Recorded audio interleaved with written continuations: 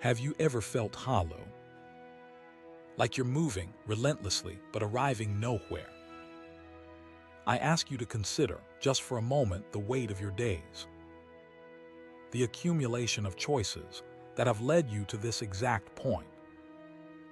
It's a confronting thought, isn't it? A little unsettling. But it's a question sent. Benedict posed to his followers over 1,500 years ago, a stark invitation to truly see their lives. And it's the question that slammed into me with the force of a tidal wave when I turned 40. For decades, I'd been a soldier in the corporate battlefield. A climber, relentlessly scaling a ladder I hadn't even chosen to lean against. The meals were too large, the evenings blurred with drink, the hours stretched and distorted, and the faces of my children, they began to feel distant, framed by the relentless rush. I was living a life of achievement, certainly, but it was a life devoid of presence. So I decided to jump, to step away from the relentless churn. I took a year to simply be with my wife and our 4 young children. What did I learn about work-life balance in that year? A rather humbling truth, really. It's remarkably easy to balance work and life when there is no work. It seems almost absurdly simple, doesn't it? But the harsh reality is that simplicity evaporates the moment financial pressures return. The bills still come due. And so I went back.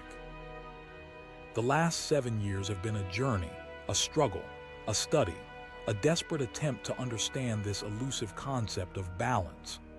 And I want to share with you today, not a list of quick fixes or trendy strategies, but 4 observations that have fundamentally shifted my perspective. The first, and perhaps the most difficult, is that we need to have an honest conversation. A brutally honest conversation. Because right now, so much of what passes for work-life balance is noise. A distraction. All this talk of flexible hours, casual Fridays, and parental leave, it's a carefully constructed facade. It allows us to avoid the core truth, that some careers, some life choices, are simply incompatible with the kind of meaningful, daily connection that families crave. Think about it. We're told to lean in, to climb higher, to strive for more. But what if more comes at the cost of being? What if the relentless pursuit of professional success leaves you exhausted, depleted, and absent from the lives that truly matter? Recognizing this incompatibility isn't defeatist. It's the first, crucial step towards finding a path that actually aligns with your values.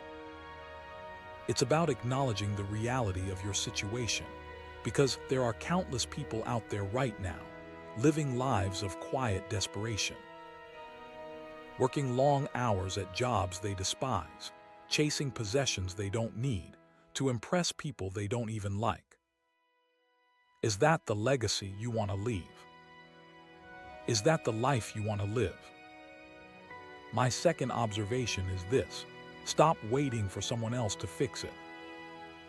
Stop looking to government or corporations for solutions. They won't provide them. They can't provide them. Corporations, at their core, are designed to extract maximum value from you. It's not malice, it's simply their nature. It's embedded in their DNA. Even the good ones, the ones with the ping-pong tables and the free snacks, are still fundamentally driven by profit. Offering on-site childcare isn't an act of selfless generosity. It's a strategy to keep you at your desk for longer. We need to take ownership, to become the architects of our own lives. Because if you don't actively design your life, someone else will. And trust me, their design will likely be disappointing. Never, ever surrender the quality of your life to a commercial entity. That's a fundamental principle. It's about recognizing that your worth isn't measured by your billable hours, or your corner office, or your salary. It's measured by the depth of your relationships, the richness of your experiences, and the impact you have on the world. Now that brings me to my third point, time. We're obsessed with squeezing every last drop out of each day, creating meticulously planned schedules that leave no room for spontaneity or joy.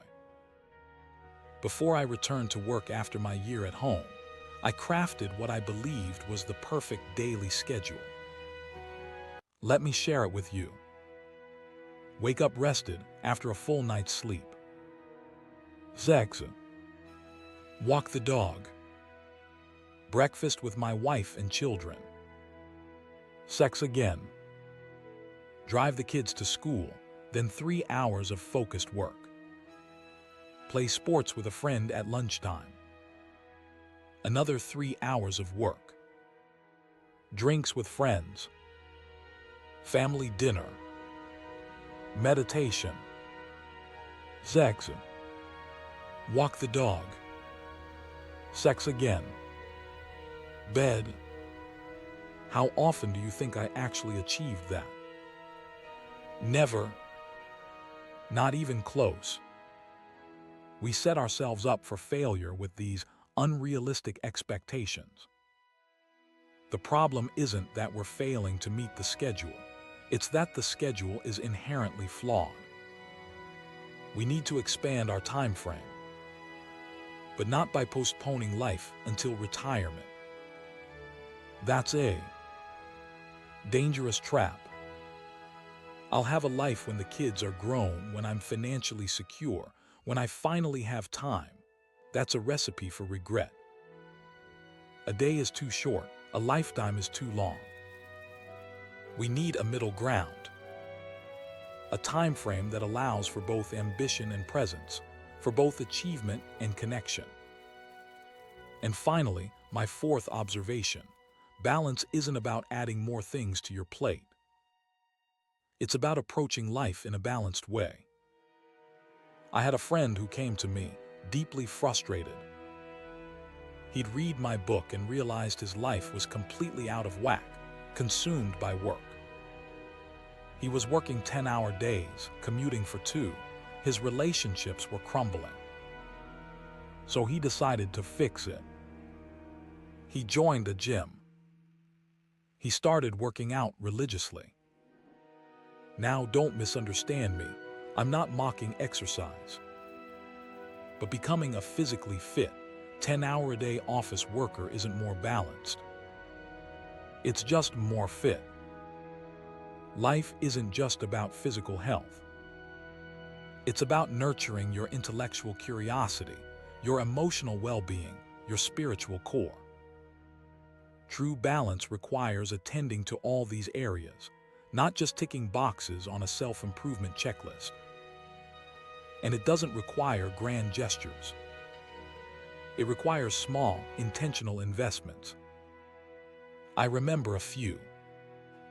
Years ago, my wife called me at work. She needed me to pick up our youngest son, Harry, from school. I left an hour early, and we walked to the local park. We swung on the swings, played silly games, shared a pizza. Then we walked home. I gave him a bath, read him a chapter of Roald Dahl's James and the Giant Peach, tucked him into bed and kissed his forehead. As I was leaving his room, he said, "Dad, this was the best day of my life ever. I hadn't taken him to Disneyland. I hadn't bought him the latest video game. I had simply been present. I had given him my undivided attention." And that, my friends, is the power of small moments. Balance isn't about dramatic upheaval. It's about making small investments in the right places.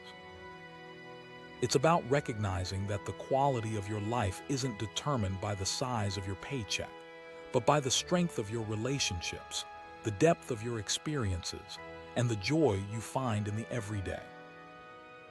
And ultimately, I believe it's about transforming society. Because if enough of us choose to prioritize presence over performance, connection over competition, meaning over money, we can redefine what it means to live a successful life. We can move away from the tragically simplistic notion that the person with the most possessions at the end of their life wins, towards a more thoughtful, compassionate, and balanced definition of what a life well lived truly looks like. That is an idea worth spreading. It's a revolution, quietly unfolding one small moment, one intentional choice at a time. Think about the intricate workings of a watch. The precision isn't just about the hands moving flawlessly. It's about protecting the delicate movement within. For Rolex, it was about shielding that movement from the elements, from water, from dust, from the relentless forces of the world. In 1926, they created the Oyster, the world's first waterproof and dustproof wristwatch. And over the years, they've continued to refine, to innovate, to push the boundaries of what's possible. Adding functions, improving comfort, enhancing style. But the core principle remains the same: protect what matters. Like a watch, our lives are complex mechanisms. And the quality of our lives isn't measured by the external displays of success, but by the careful protection of the internal workings, our relationships, our passions, our well-being. It's about understanding that true durability isn't about resisting life's challenges, but about being resilient enough to navigate them with grace and intention. From the first Oyster to the deep sea, Rolex has demonstrated a commitment to precision, durability, and innovation. And that commitment is a powerful reminder that the most valuable things in life are often the ones that are carefully protected, meticulously crafted, and deeply cherished. So what will you protect? What will you cherish? What kind of life will you build, not just for yourself, but for those who matter most?